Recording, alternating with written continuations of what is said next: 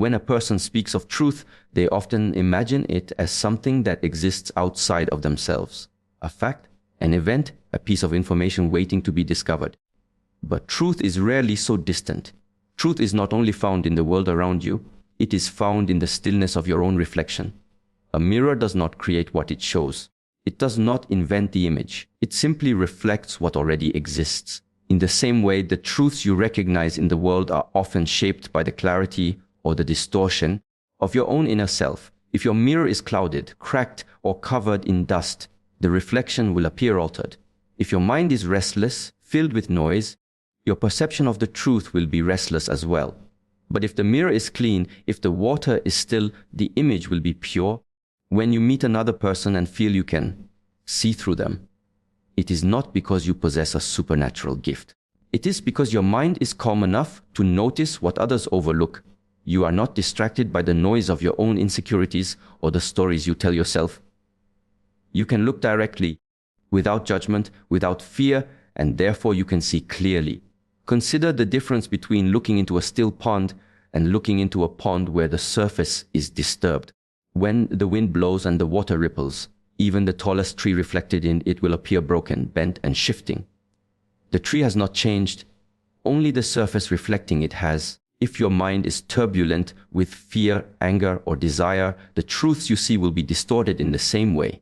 You will think the truth is bending, changing, or hiding from you, when in reality, it is your own perception that is in motion.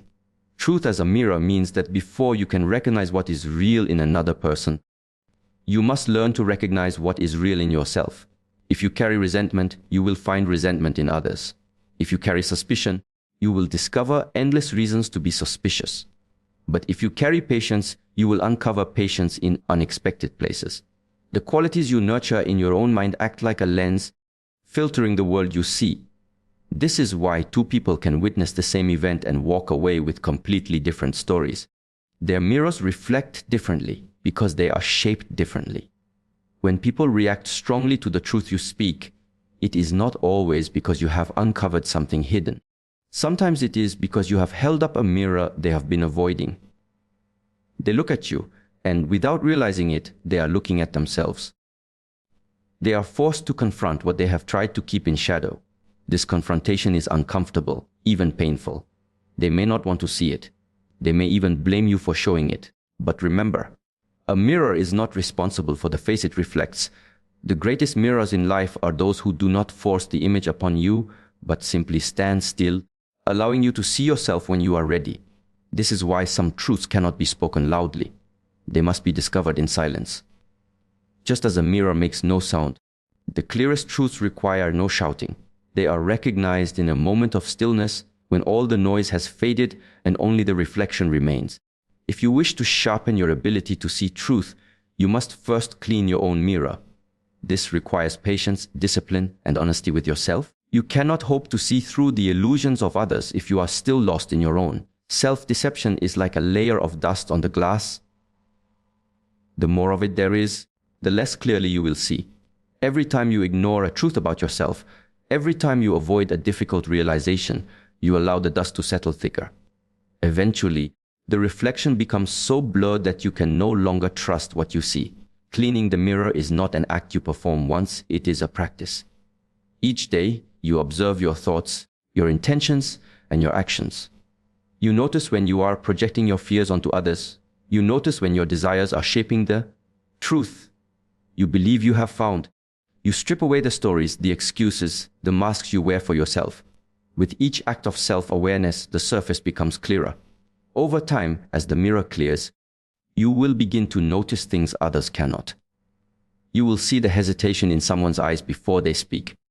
You will feel the weight behind words that seem light. You will understand the distance between what is said and what is meant. This is not a matter of reading minds, but of reading reflections. You are not learning about them.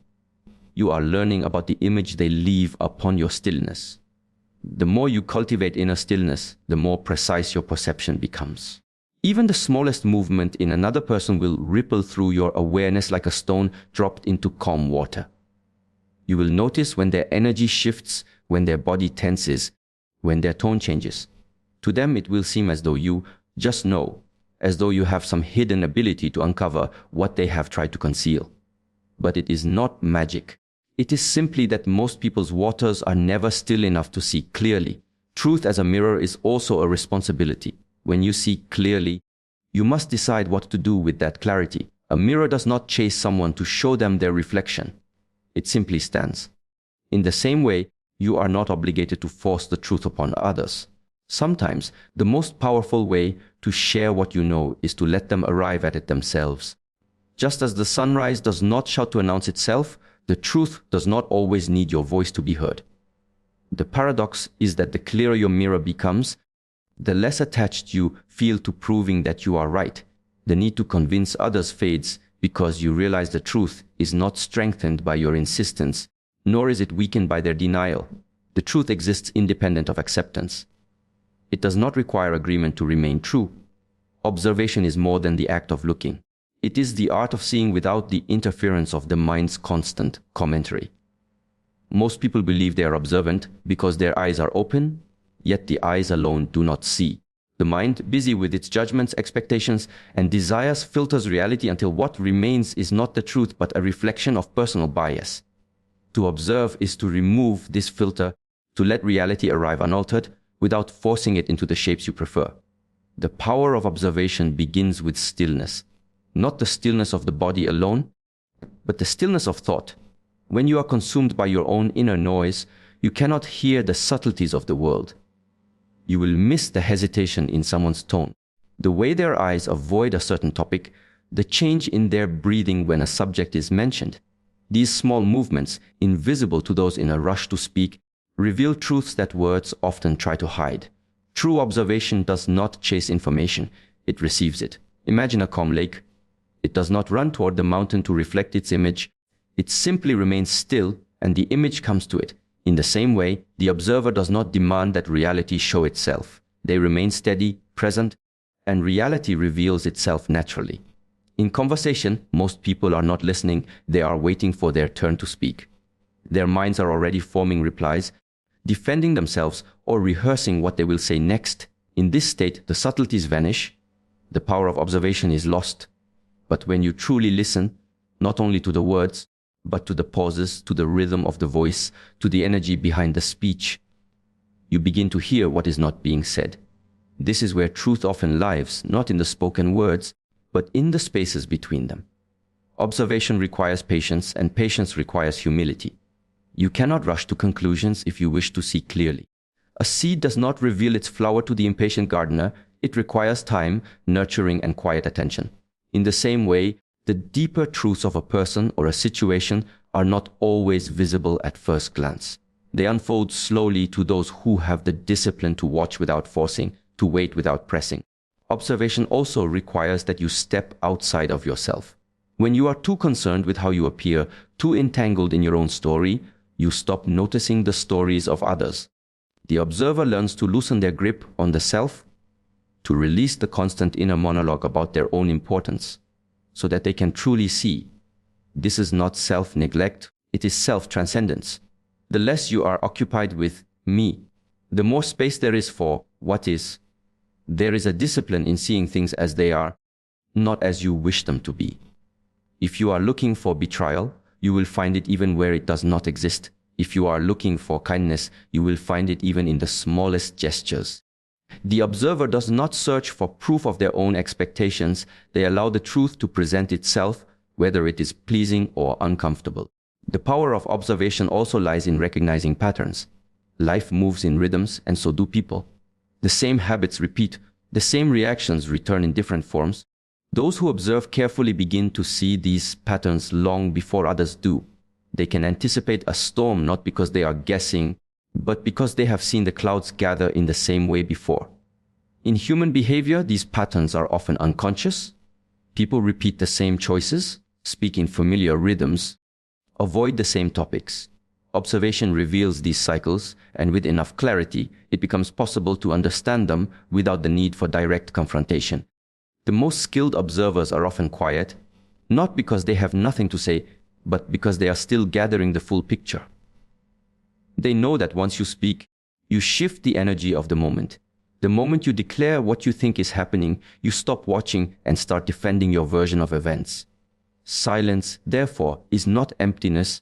It is an active choice to continue receiving rather than projecting. Observation is not limited to people. It applies to nature, to opportunities, to challenges. In nature, the observer learns to see signs long before the untrained eye notices them. The way the wind changes before a storm, the way certain birds fall silent before a predator arrives. In life, the same principle applies. There are signals before events occur. The company that subtly changes its language before making an announcement. The friend whose energy shifts before they share bad news. The world is full of such signs, but only the patient eye notices them in time. There is also a connection between observation and intuition.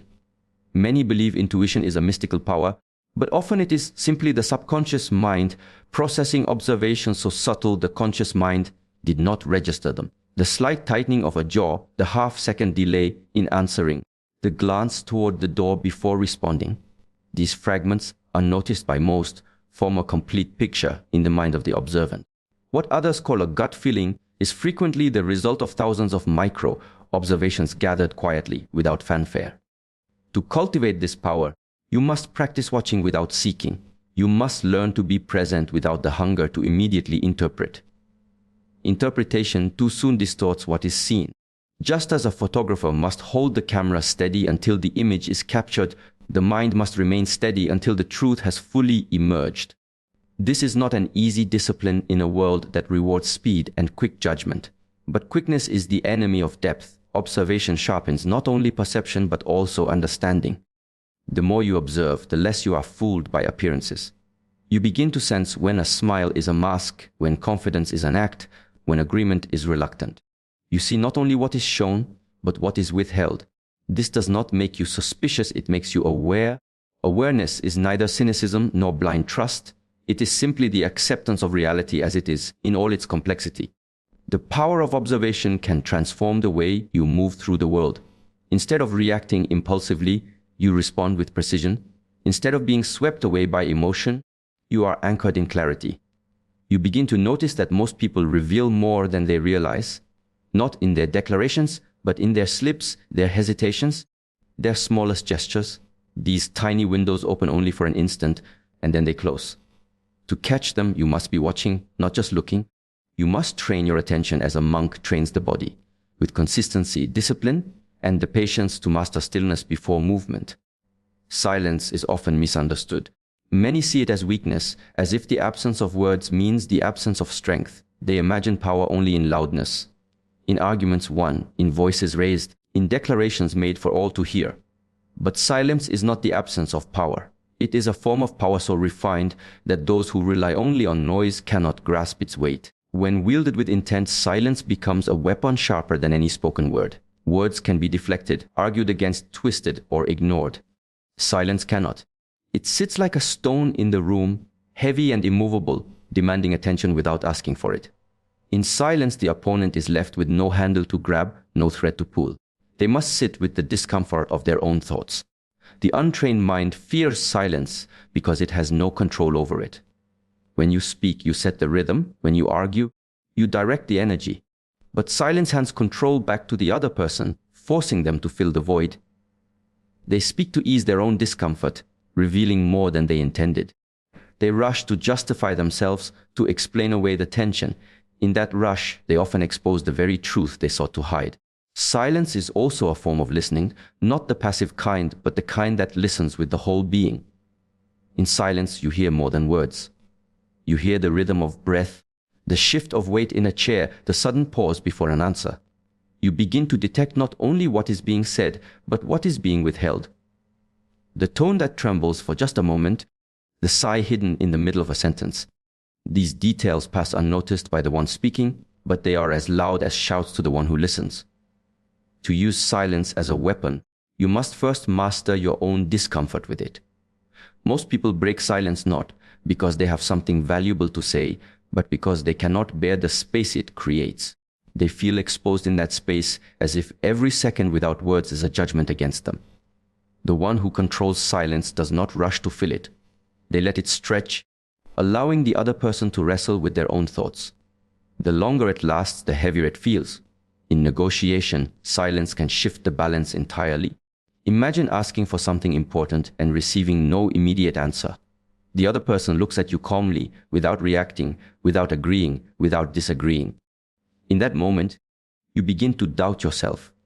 You hear your own voice in your mind, wondering if you've asked for too much, if you've overstepped, if you should speak again to clarify. Many weaken their position this way, giving more than they intended, or to break the silence. Silence can also protect you. Words once spoken cannot be taken back. They can be recorded, repeated, and used against you. Silence leaves no trace. You may think much, but you give away nothing. In conflict, this is a shield, not of avoidance, but of control. By remaining silent, you prevent escalation. You refuse to feed the fire, and in doing so, you force others to burn through their own energy until they exhaust themselves. But silence is not always passive. It can be an active pressure, a deliberate force applied without sound. Consider the way a teacher might fix a student with a steady gaze, saying nothing. The student shifts in their seat, feels the weight of attention, and eventually speaks, revealing not just answers, but fears, mistakes, and truths they never planned to share. The silence was not empty, it was filled with intention. There is a danger, however, in misusing silence. If it comes from avoidance, it weakens you. If it is used to escape responsibility, it becomes cowardice. The silence that is a weapon is not born from fear of speaking, but from the mastery of knowing when not to speak. It is chosen, not forced. It is deliberate, not accidental. Silence also allows space for observation, and observation fuels precision. A swordsman does not strike at random. They study their opponent's stance, timing the moment when the guard is lowest. In conversation, silence gives you that same advantage. While others fill the air with words, you study their patterns, the phrases they repeat, the moments they hesitate, the subjects they avoid. Each detail is a point of entry. When you do finally speak, your words land where they will do the most work, not scattered like wild arrows, but placed like a blade's tip. In emotional conflict, silence can strip away performance. Many arguments are built to impress an audience. Raised voices, dramatic gestures, carefully chosen words meant to win others to one side. But when faced with someone who does not respond, the performance loses its energy. Without applause, the actor falters. The silence swallows the stage. Eventually, the truth emerges, stripped of the theatrics, because there is nothing left to perform for. Silence also carries with it a kind of mirror effect. In it, people hear themselves more clearly. When their words are met with no interruption, they begin to notice their own tone, their own contradictions. They may even realize mid-sentence that what they are saying does not hold up. This realization would not come if you were speaking over them, because your words would distract them from hearing their own. To sharpen silence into a weapon, you must develop patience. You must resist the pull to react instantly, to defend yourself, to correct every inaccuracy. You must be able to let someone speak for as long as they need, even if their words are filled with provocation. Each moment you hold silence, they reveal more of themselves. They either grow uneasy and over-explain, or they begin to hear the hollowness in their own argument. There is also an inner dimension to this practice. Silence directed outward begins with silence within. If your thoughts are restless, you will struggle to remain outwardly still. Your body language will betray impatience. Your eyes will flicker, your breathing will shift. To truly wield silence, your inner state must match your outer calm. The stillness within allows the stillness without to be genuine. It is not a pause waiting for your turn to speak. It is the complete surrender of that need. Silence is not the absence of communication.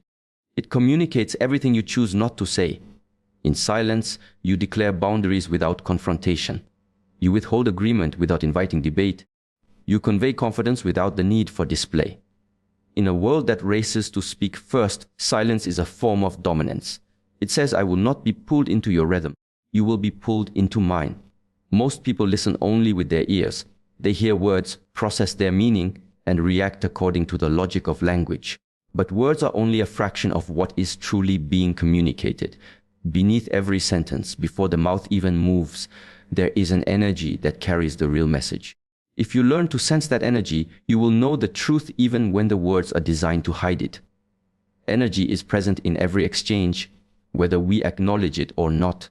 It is in the way a voice rises and falls, in the rhythm between breaths, in the stillness or tension of the body. It is in the weight of a pause, in the sudden rush to fill silence, in the eyes that dart away at a certain topic. These are not accidental. They are signals. They reveal the state of the person speaking, the emotions they carry, and the truths they may be avoiding. Words can be rehearsed, carefully chosen, polished until they shine with the appearance of honesty. But energy cannot be rehearsed in the same way. A person can control their vocabulary, but their body, breath, and tone will still carry the imprint of their true state. This is why two people can say the exact same sentence and yet deliver entirely different messages. One will leave you feeling reassured, the other will leave you feeling uneasy. Not because of the words, but because of the energy behind them. To read energy, you must first slow yourself down. The mind that is rushing to respond cannot feel the subtle shifts in the moment. Most people listen only long enough to prepare their own reply. They are waiting for the gap where they can insert their opinion. In doing so, they miss the real communication happening beneath the surface. Reading energy is an act of patience. You allow the other person to fully express themselves without interruption, not because their words are all that matter, but because you are also observing what is happening beyond their words. This means watching how the body moves when they speak. Do their shoulders remain relaxed, or do they rise and stiffen when certain topics appear? Do their hands open freely, or do they close into fists? Do they lean forward with openness, or do they subtly lean back as if creating distance? These movements are not random. They are physical expressions of inner states. Breath is another key signal. People who are hiding something often hold their breath without realizing it, or their breathing becomes shallow when a sensitive subject comes up. Others might suddenly take a deeper breath as if bracing themselves. The speed of their speech might increase, betraying nervousness, or slow down unnaturally as if each word is being weighed before release. Even the space between words speaks. A pause that is too long may reveal hesitation. A pause that is too short may signal that they are rushing past something they do not want examined. The texture of the voice, tight, airy, heavy, or shaky, can reveal emotion even when the words claim the opposite. Energy is not limited to the physical body. It can also be felt in presence. You have met people who enter a room and seem to carry with them a heaviness even before they speak. Others arrive with lightness, as if they bring fresh air into the space. This is not imagination. It is the energetic field they carry. It is shaped by their mood, their thoughts, and their overall way of being. The key to reading energy is that you must first learn to sense your own. If you are unaware of your own state, you will constantly confuse your feelings with theirs. You will project your energy onto them, assuming it is theirs. This distorts perception. By cultivating stillness and clarity within yourself, you become like a clear mirror, reflecting their state without the interference of your own. When you are calm inside, even the smallest energetic shift in another becomes noticeable. A flicker in the eyes when a certain name is mentioned, a tightening of the jaw when money is brought up, a sudden stiffness in posture when past mistakes are referenced. None of these require the person to admit anything directly. Their energy has already spoken. In relationships, reading energy allows you to hear the unspoken conversations that words alone cannot carry. A partner may say they are fine, but you feel the weight in their presence. A friend may claim they support you, but you sense resistance in their tone. A colleague may tell you they trust your judgment, but their energy is laced with doubt. If you trust only words, you will miss these truths until they surface in more obvious ways.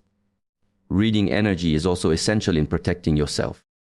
People with harmful intentions rarely announce them, but their energy will not align with their words. You may feel a subtle discomfort in their presence, a sense that something is off. Many ignore this feeling, reasoning it away because the words sound harmless. Yet those who learn to trust the energy they feel often avoid trouble before it begins. There is also a way to read collective energy. The atmosphere of a group. Walk into a meeting, and you can feel whether the energy is tense, enthusiastic, defensive, or distracted even before a word is spoken. Leaders who can sense this adjust their approach, addressing the energy first before delivering their message. Training yourself to read energy requires constant practice. You begin by observing without judgment. Do not rush to label what you feel. Simply notice it. Over time, Patterns emerge. You notice that when a person's tone drops slightly lower, they are often concealing emotion. You see that when someone interrupts themselves mid-sentence, they are avoiding the topic entirely. You begin to read the rhythm of a conversation as a whole, sensing when it is moving toward openness or toward resistance. The deeper your awareness grows, the more you realize that energy is never neutral. Every interaction carries it. Words may lie, but energy is honest. It cannot help but reflect the inner world of the one who carries it. This is why those who master the ability to read it are rarely surprised by what happens next. They have already seen it, not in the sentences spoken, but in the silent signals that came before. The world is full of movement. The rushing of traffic, the endless flow of conversations, the constant pull of messages and notifications. Everywhere you turn, there is something demanding your attention. Most people live inside this current without ever stepping out of it, carried along by noise, both outside and inside. Yet it is not the outer noise that clouds the mind the most. It is the inner noise. The mind can be restless even in a quiet room. Thoughts race from one to the next, replaying past events, predicting future ones, imagining outcomes that may never happen. This constant motion inside creates a fog. Decisions feel heavier. Perception becomes distorted. Small problems feel like large ones. Opportunities are missed because they cannot be seen clearly. Inner stillness is the clearing of that fog. It is not the absence of thought, but the quieting of thought's endless movement. When the wind stops, the surface of the water becomes smooth, and what is beneath it can finally be seen. In the same way, when the mind settles, the truth of a situation becomes visible without distortion. Many believe clarity comes from gathering more information. More opinions, more data, more advice. But often clarity is not about adding anything, it is about removing what is unnecessary. Inner stillness is the removal. It is the art of pausing before reacting, of breathing before deciding, of observing before speaking. In this space, decisions are not rushed and understanding is not forced. Stillness does not mean doing nothing. It means that your actions are no longer dictated by impulses you have not examined. Without stillness, you are pushed forward by every emotion, every piece of news, every word someone throws your way. With stillness, you choose your movement deliberately, like a bowman who waits for the perfect moment before releasing the arrow. This stillness begins with awareness of the present moment, not the memory of yesterday or the anticipation of tomorrow, but the texture of this exact moment, the feeling of the air, the rhythm of your breath, the tone in another's voice as they speak. When you anchor yourself here, the mind begins to slow.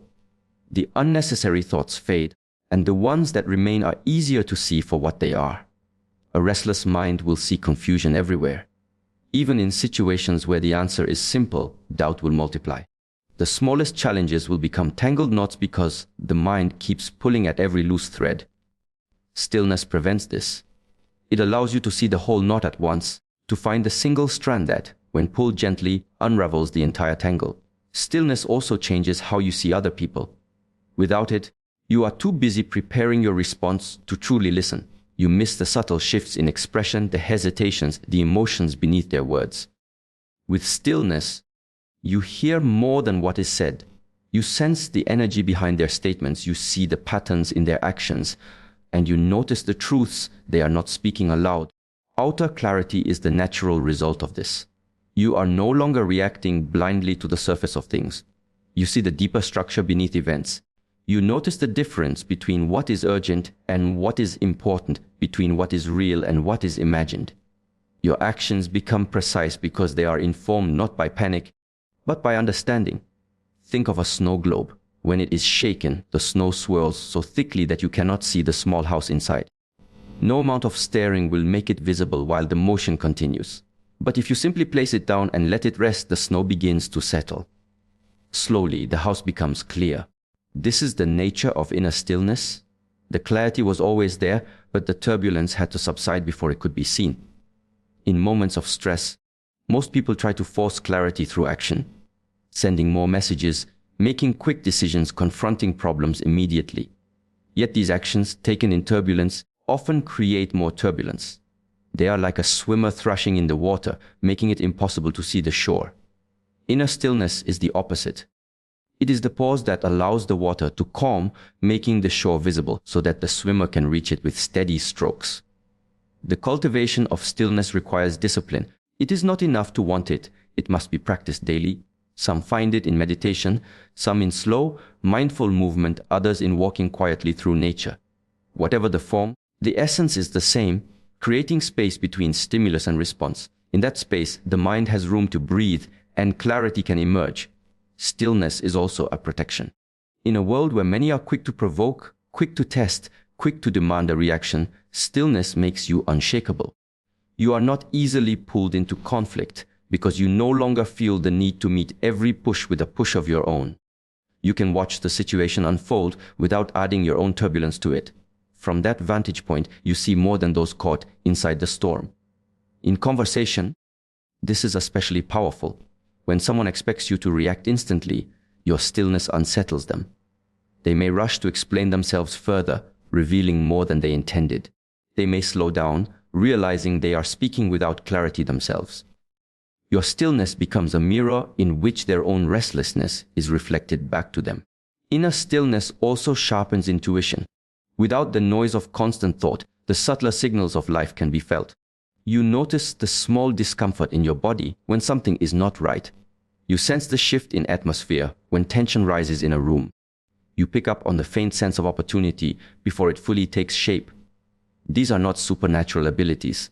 They are the natural abilities of a mind that is not drowning in noise. When you move through life from a place of stillness, you begin to understand that clarity is not something you chase. It is something that arrives when you make space for it. Just as the sun is always present behind the clouds, clarity is always present behind the turbulence of the mind. The work is not to create it, but to uncover it. There is a certain tension that fills the air when the truth steps into the light. It is not always loud or dramatic. Often, it is a quiet shift, a subtle tightening in someone's expression, the faint pause before they respond.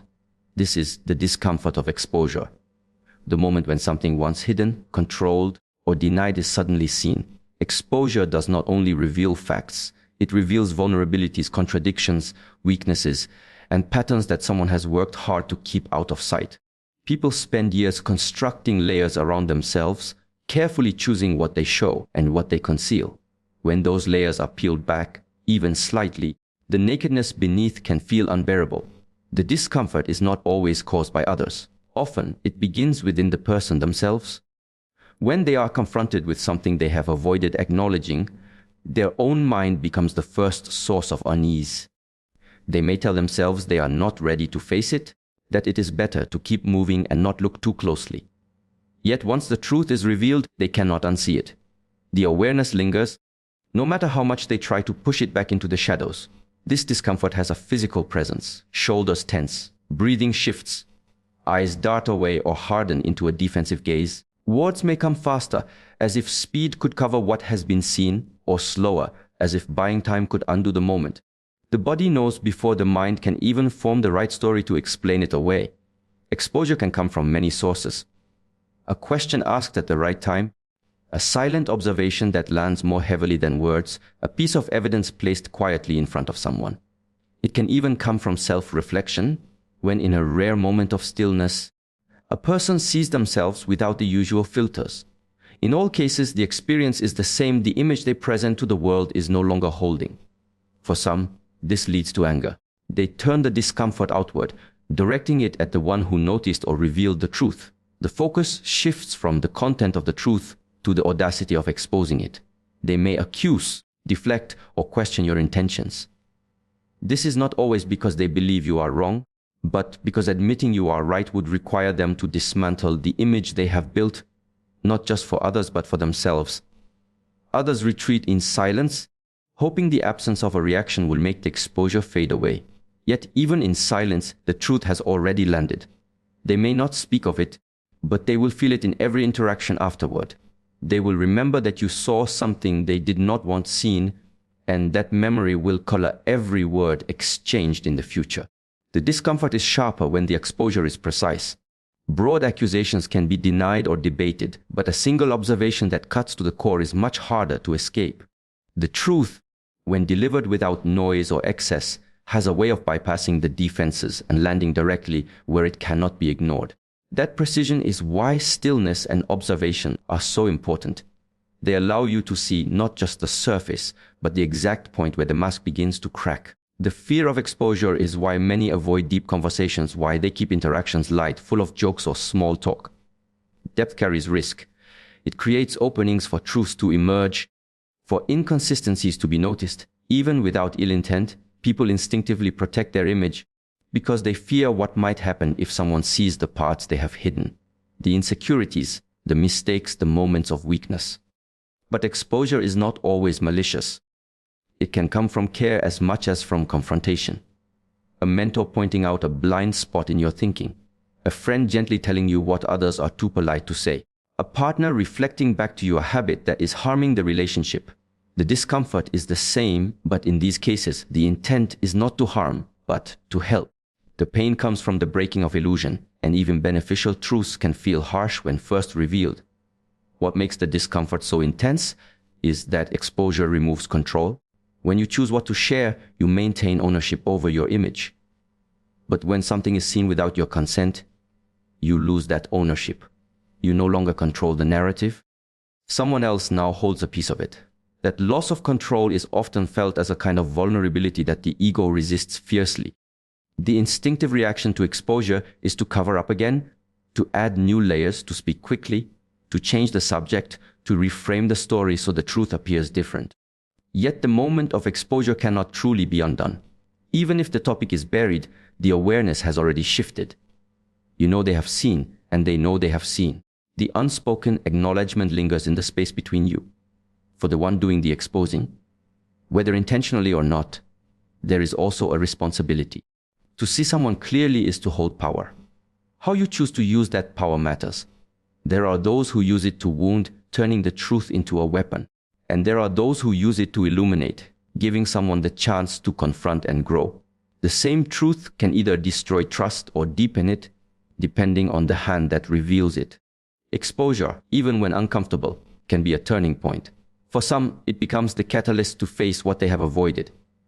For others, it becomes a seed of resentment, a moment they replay as an injustice, regardless of whether it was deserved.